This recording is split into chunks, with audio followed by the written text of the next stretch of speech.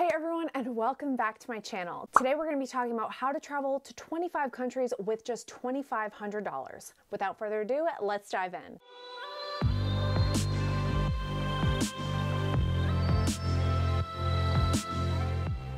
Stay tuned for the end of this video for a special little tip that I use while planning my trip to every country in the world. I saved up around $2,500 from odd jobs like lifeguarding, babysitting, busting tables, and smashing that like button for the YouTube algorithm. And by August, I'd had around $2,500 saved up in my bank account, with the sole intention of putting that money towards traveling the world. From 2010 to 2012, I ended up traveling to around 25 countries on $2,500. The winter after dropping out of college, I devoted all my time to saving up as much money as I could and planning my world domination, or just my travels around the world. It took a lot of work and sacrificing and working long hours. I remember bussing tables and lifeguarding and babysitting, and I decided to really hustle for that one goal in mind, which was to travel the world. While all of my friends were graduating college and going on to secure safe and steady jobs in the workforce, I wanted none other than to see the world from the ground up. Here are the steps that I would provide to someone who would ask me the question, I've got some cash, how do I utilize it to its best? By traveling the world. I won't keep you waiting, so here we go. And before we dive in, I just want to say really quickly, hold on tight for this whole video because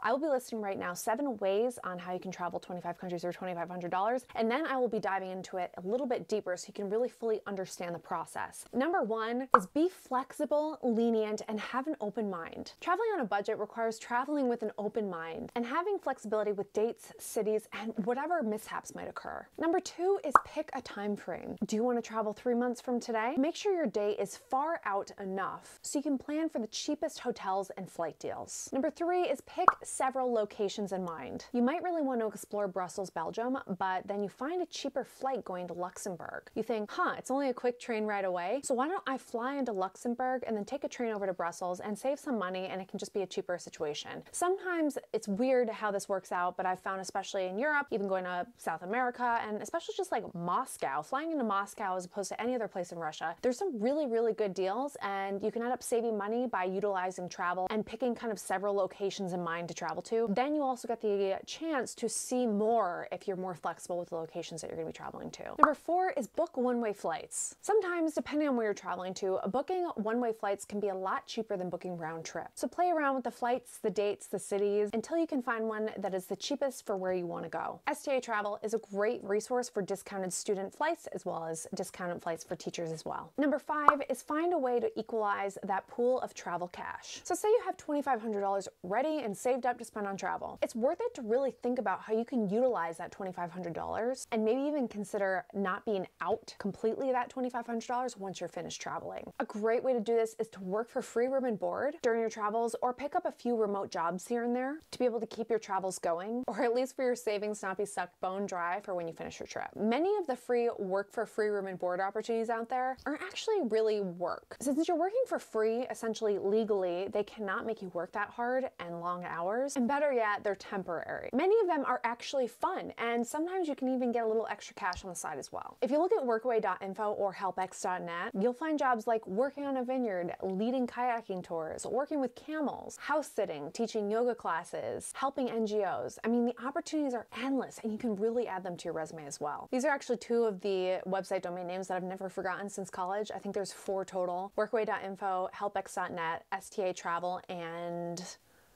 couchsurfing.org. All were vital to traveling very cheaply when I was younger. They helped me save and experience the world in a whole different way, especially when I was a young traveler on a budget. Another alternative, if you'd rather do what you want when you want when it comes to seeing the world, is working virtually, selling your travel articles to websites. You can find tons of opportunities by just setting a quick Google search, selling travel articles online, and there are loads of opportunities to make back the money that you're spending while traveling on a low budget. Number 6 is eat cheap. Believe it or not, it's pretty easy to eat healthy while also eating cheap while traveling in many countries around the world. Go to their grocery stores and stock up. If you're staying in hostels, 99% of them have refrigerators where you can store all your goods. Otherwise, when you're booking an Airbnb, I'll put the link right here for, I think it's $40 or $50 off your Airbnb booking, or it's in the description box below. Make sure you just book one that has a fridge. Also, many hotels have mini fridges that you can utilize as well. And if you're staying at either a hostel, an Airbnb, or a hotel that does not have a fridge, then make a list of your staple ingredients ingredients that don't even necessarily need to be refrigerated or cooked. Avocado, tomato, tuna cans, bread, crackers, olives, pickles, electrolyte packets, which I like to bring with me, which gives a little bit of a flavored drink and also keeps me hydrated while I'm traveling. Wine, beer, cereal, oats, powdered milk, and you can find powdered milk in a lot of countries now. They might even have powdered almond milk at this stage. Who knows? Fruit, chocolate, etc. One thing I would always do was make oatmeal in the coffee maker. I would just essentially like make coffee in the coffee maker. I would pour the water in. I just would not put the coffee in there, and then I'd turn it on and I would have hot water in a cup. I'd add some oats, I'd add my banana, my powdered milk, whatever it might be, and it's really a cheap and easy way to have breakfast on the road wherever you are. Honestly, even when it comes to my Ironmans and my races that I'm doing abroad, I'm staying in a hotel and they might not have breakfast. A lot of times I will just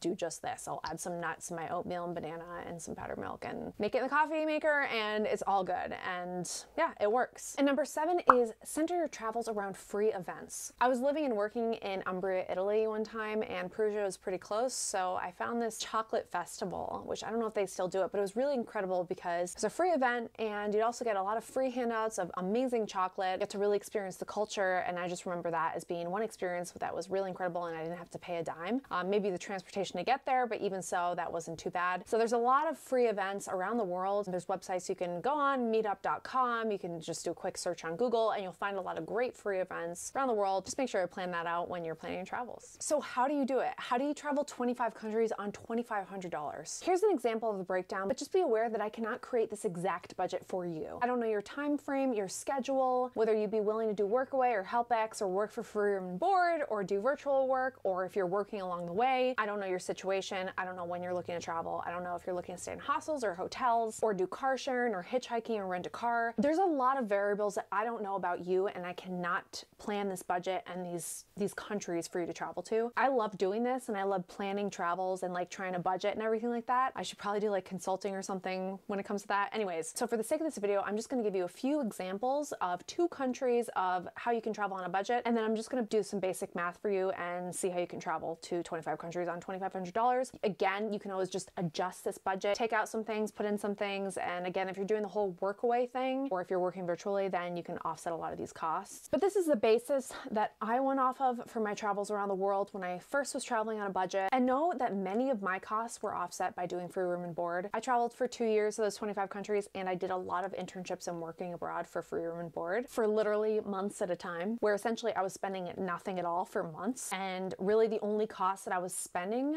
during traveling those 25 countries was getting to and from each country. So my budget was very different, and again, I can't come up with a strict budget on how you can travel 25 countries on $2,500, but it is possible, and here's just an example. By looking at traveling from New York to London, you're looking at around $119 one way. In London, by clicking on budget options for accommodation, you can expect to spend around 14 bucks a night on a pretty decent 4-star hostel. Food, I would consider around $10 a day if you buy groceries, and just note that when I was traveling in Europe, I did have a budget of around $10 per day. However, when I was traveling around South America, that budget was around $5 a day, and that was also around Central America as well. It's a lot cheaper over there, but in Europe, I would budget around 10 bucks a day if you are a budget traveler, and that's with buying groceries. You can go out and you can find some cheaper places if you do decide to go out and eat within that budget, but that was just the basis that I would use. Of course, if you do buy groceries and you spend like 10 bucks a day on some groceries, say some eggs and bread, and that might like last you breakfast for the next day or so, then the next day you could spend 5 bucks a day. Again, guys, this is just like an example, so take it with a grain of salt and do your own homework and research and budgeting when it comes to the trips that you're going to be taking and the travels with your own budget. Bus tickets are around 5 bucks a day for an entire ticket that will take you all around London. This is according to Visit London. So for 2 days in London, you're looking around 60 bucks, which is obviously very dependent on how you choose to spend and with what, eating out, going to events, etc. From London to Brussels, you're looking around 50 bucks for a flight, and this is one way, and this is in US dollars, by the way. Brussels for 2 days accommodation, same search via Google. You can expect to spend around 13 bucks for a decent hostel. Food, I would still justify around 10 bucks a day by buying groceries. Although I will say that when I was doing my 25 countries on $2,500 trip, I was able to sustain myself on $5 a day in Central and South America. Very easy to do over there, and I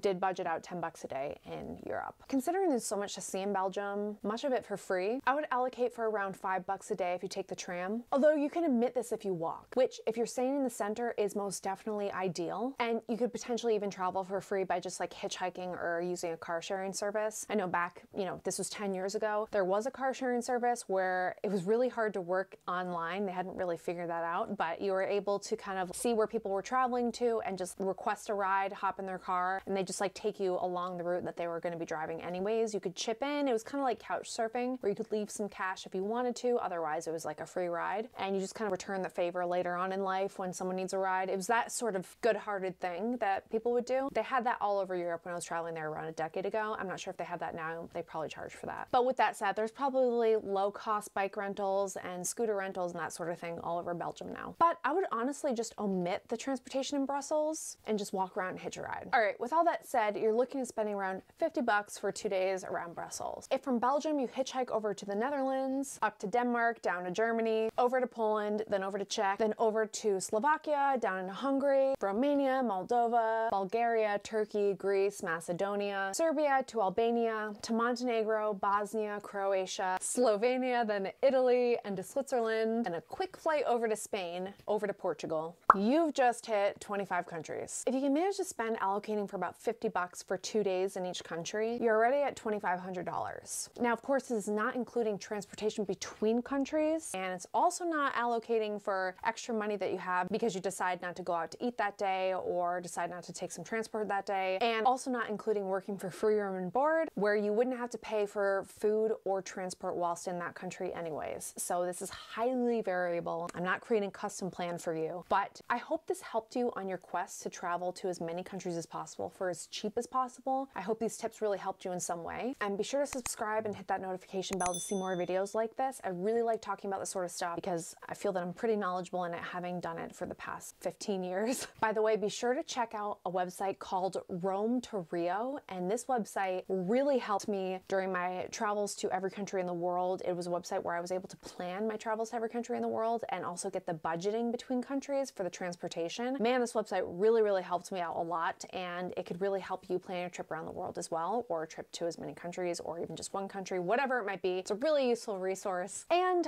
with all of that said, I will plug my book in again. If you guys don't know, I have a book. I'm sorry, I put so much work into it. I know I keep saying it at the end of each video, but it's a book that means a lot to me. I put a lot of work into it, and I do talk about budgeting and sponsorship in this book as well. So you can buy it in the link down below, and please leave your review. It really helps out. Hopefully it's a positive review. If it's constructive, it's not like I can fix anything, so let's just stick with those positive reviews for now. Also, I can do signed copies on my website. I'll put the link right here so you can click that and order signed copy. It's great for gifts, great for kids, whatever it might be, to inspire them. So with all of that said, I really hope you enjoyed this video, and I will see you in the next one. Bye.